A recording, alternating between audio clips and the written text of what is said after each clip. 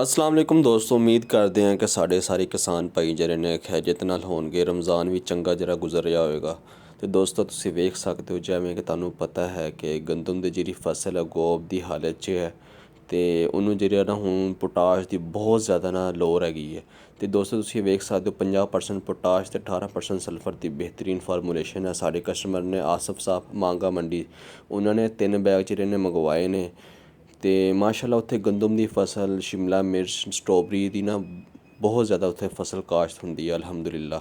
ਤੇ ਬਹੁਤ ਚੰਗੇ ਰਿਜ਼ਲਟ ਮਿਲਦੇ ਨੇ ਉਹਨਾਂ ਨੂੰ ਤੇ ਉਹਨਾਂ ਨੇ ਇਹ ਬੈਗ ਮੰਗਵਾਏ ਨੇ ਤੇ ਤੁਸੀਂ ਵੀ ਦੋਸਤੋ ਆਰਡਰ ਕਰ ਸਕਦੇ ਹੋ। बेहतरीन रिज़ल्ट है पोटाश का, ठीक है। अपनी पैदावार च इजाफा करो, दाने च निखार पैदा करता है, ठीक है। दाना मोटा करता है, शाइनिंग पैदा करता है। तो बेहतरीन रिज़ल्ट है। साढ़े दिते गए नंबर पर रबता करो 0326 25 66 631। इस नंबर पर रबता करके तुसी अपना माल जरा मंगवा सकते हो। अल्लाह हाफिज़।